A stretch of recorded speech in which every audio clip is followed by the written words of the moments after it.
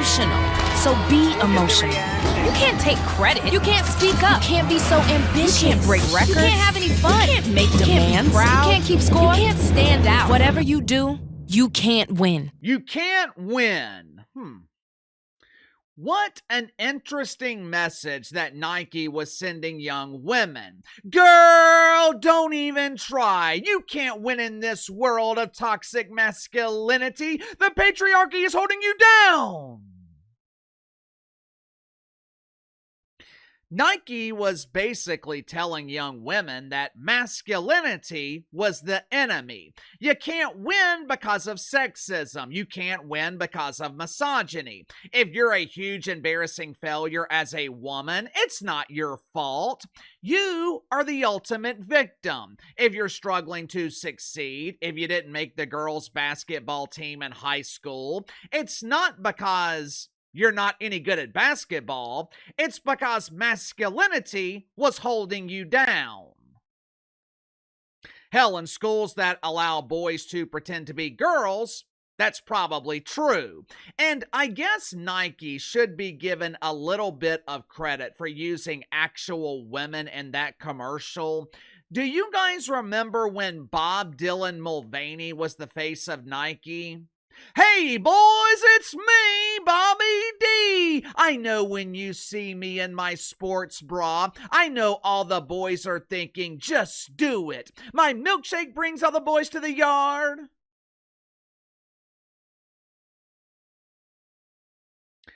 Ironically enough, Nike's embrace of feminism, or in the case of Bobby D, the illusion of feminism, Nike's rejection of traditional masculinity, it's one of the reasons this once powerful brand is at the risk of being nominated for the upcoming 4th annual Huge Embarrassing Failure Awards.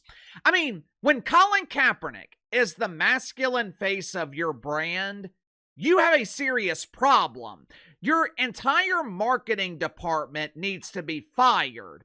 Over the last decade, Nike has implemented a unique marketing strategy. They paid Colin Kaepernick millions of dollars to lose the company billions of dollars. They hired Dylan Mulvaney to be the feminine face of their brand. And you got to remember, Nike didn't get into business with Dylan Mulvaney until later on in 2023, which was 4 to 6 months after Hurricane Mulvaney had already destroyed Bud Light. Nike saw what happened to Bud Light. They saw Dylan Mulvaney lose the brand billions of dollars, and executives at Nike said, I want a piece of that. Did you see the views on those Dylan Mulvaney commercials?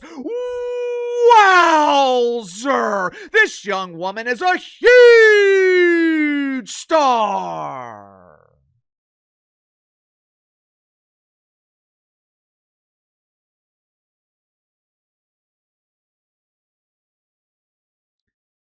Five years ago, Nike stock was trading for around $170 a share. They were riding the temporary wave of mythical racism. At the time, the business of mythical racism was booming. It was a very healthy business.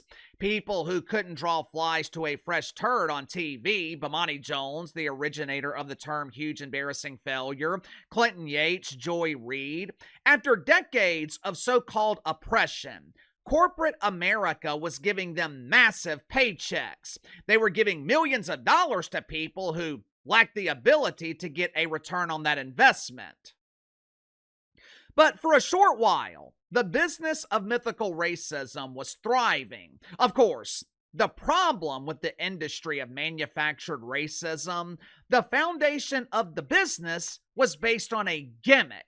And once people realized that the racism the mainstream media was exploiting wasn't real, the business went bankrupt. 5 years ago, Nike stocks were trading for just under $170 a share. Today, that number is down to a cool $40. Nike has lost 75% of its value in the last 5 years. Now, in fairness to Nike, Their embrace of the woke wiener isn't the only reason for this drastic decline. Back in February, the federal government launched an investigation into hiring practices at Nike. As it turns out, the brand dedicated to diversity, the brand dedicated to equity, allegedly isn't so equitable. The EEOC is investigating allegations of systemic racism at Nike against white employees. Now, of course, Nike has denied these claims. We are not discriminating against white people. We just refuse to hire them. Over the last few years, Nike has struggled with a lack of innovation. They are dealing with increased competition from other brands who are smart enough not to embrace the woke wiener. So, while publicly supporting Black Lives Matter, while donating 10% of their proceeds to Woke United Methodist isn't the only reason Nike is struggling, most of their symptoms, it can be directly tied to the woke fungus. For example, a complete lack of innovation. When you're infected with the woke fungus, when doctors at Woke Memorial Hospital are struggling to treat your symptoms, it is impossible to be innovative. Think about it. Innovation requires creative freedom. In order to be innovative, you need the freedom to create without restrictions. When you're infected with the woke fungus, the restrictions are oppressive. When thinking about branding, you have to consider feelings. Will this marketing campaign be offensive to identifiers? If we use a black and white color scheme, will we be accused of homophobia? Should every color of the rainbow be included on our new shoes? Nike took a brand that was primarily promoted to the youth of America. And when I say youth of America, I mean youth of all races.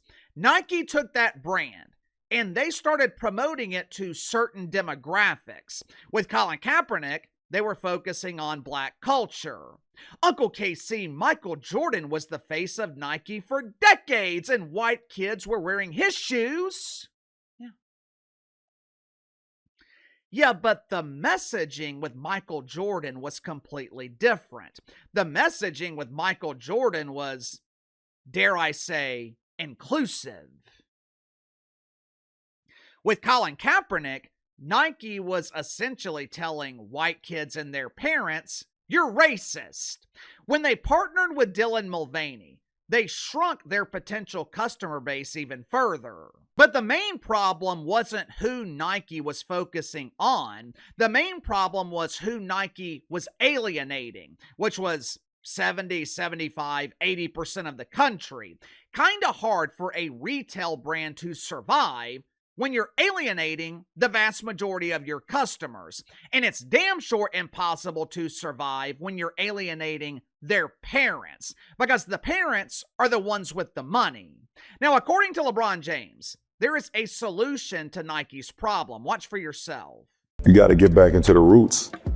You got to get back to being out in the inner city, having runners, how it was when I was coming up. You had people that was literally out in the communities talking to these younger generations, asking them what they like, what they don't like, how do they feel about this, how they feel about that. Like, he's not necessarily wrong. When Nike was at its peak in the 90s and 2000s, kids were behind their success. When I was a kid, everyone wanted a pair of Jordans. Used to be a big deal when your favorite athlete released their shoes. But the problem for Nike, it is incredibly difficult for brands to be accepted by everyone like they were in the past. 20, 30 years ago, an NBA player releases their shoes. It was a major story. Kids were lining up outside of shoe stores. You'd be watching the news at night and you would see thousands of kids waiting to buy shoes. It was impactful. It was a big deal. It made you feel like you had to have those shoes. Nowadays, an athlete releases their shoes and it's pretty much forgotten by the next day. There are no kids waiting in line. If they buy the shoes, they're buying them online, and it just doesn't have the same impact, doesn't feel as important. Plus, a lot of these corporate brands, they made the mistake of embracing politics, which is usually a death sentence. Over the last 5 or 10 years, Nike has done a phenomenal job at giving people a reason not to support them, insinuating that white people are racist, tasting the rainbow. There is a reason Michael Jordan said Republicans buy sneakers too. There is a reason that Michael Jordan, who's been a mainstream star longer than I have been alive, there is a reason he stays out of politics. Michael Jordan knows it's bad for business. Unfortunately for Nike, they are learning this lesson too late. I don't know if Nike can recover. Now, does that mean they're going to go bankrupt? No. But in terms of being the brand, I don't know if Nike will ever reclaim that spot. You know, back in 2008, we were presented the myth that certain banks were too big to fail. You guys remember that? We can't let Goldman Sachs go bankrupt. They're too big to fail. It will destroy our economy. Truth is, nothing is too big to fail. Nothing lasts forever. We have this perception that certain brands will be around forever. Hard to imagine a world without ESPN, right? Hard to imagine a world without Nike. But not only is it possible, it's likely. When I was growing up, Blockbuster was a major brand. Tower Records, America Online, Bell South, Southwestern Bell. If you're under the age of 30, you've probably never heard of these companies before. Why? Because they no longer exist. Same with Sprint, Nextel. Remember those annoying chirp phones, BlackBerry? 30 years ago, if I told you Nike would be irrelevant, no one would believe it. But here we are 30 years later, and Nike has never been more irrelevant. It has been 3 or 4 years since Bud Light partnered with Dylan Mulvaney. I remember at the time, executives at Bud Light, they weren't worried about the nationwide boycott. There's nothing to see here. People will get over it. We'll be just fine.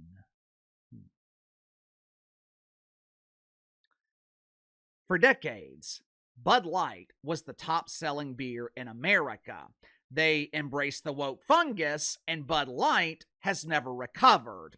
Whether or not Nike recovers remains to be seen, but 5 years of steady declines, a stock price that hasn't been this low in 12 years, that is not an accident. It's a pattern. It's a trend. It's America telling Nike to get off my feet.